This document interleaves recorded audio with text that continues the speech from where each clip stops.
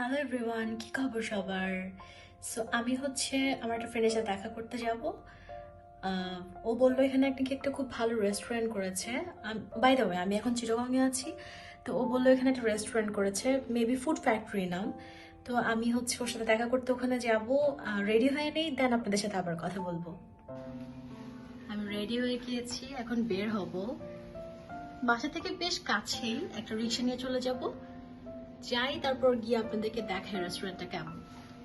সাথেই থাকবেন।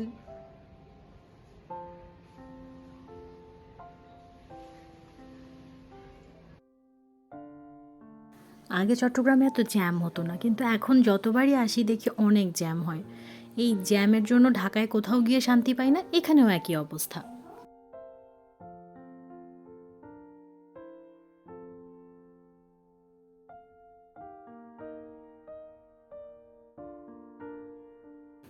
দেখতে দেখতেই পৌঁছে গিয়েছি ফুড ফ্যাক্টরিতে।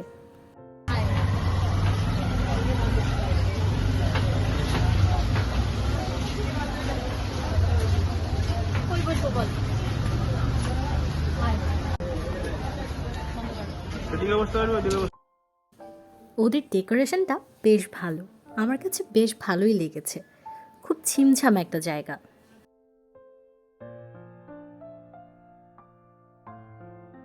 এই হচ্ছে ওদের মেনু কার্ড।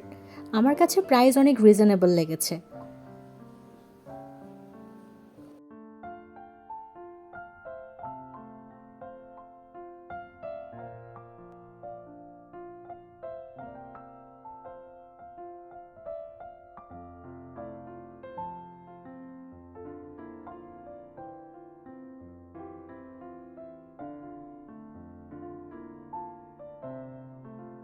এই যে আমার ফ্রেন্ড, যার সাথে দেখা করতে আসবো বললাম, নামটা তো বল। ইমরান।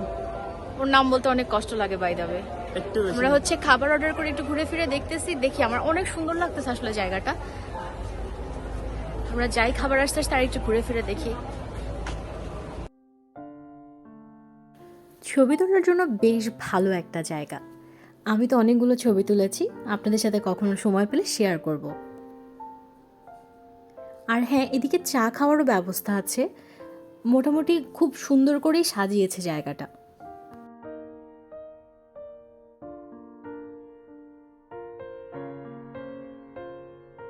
আমাদের খাবার চলে আসছে। আমরা বিফ আচারি অর্ডার করছিলাম আর চিকেন চাপ।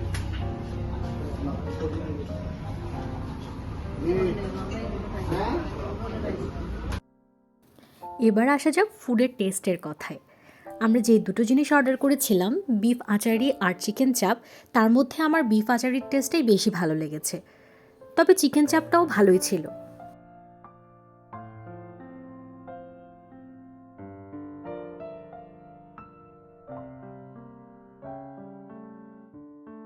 খাবার শেষ করে বেশ কিছুক্ষণ আড্ডা দিয়েছি, এখন বাসায় ফিরে যাওয়ার পালা। আপনাদের সাথে আবার অন্য কোনো একটা ভিডিওতে দেখা হবে। ততক্ষণ পর্যন্ত সবাই ভালো থাকবেন, সুস্থ থাকবেন। ভিডিওটা দেখার জন্য সবাইকে অনেক অনেক ধন্যবাদ।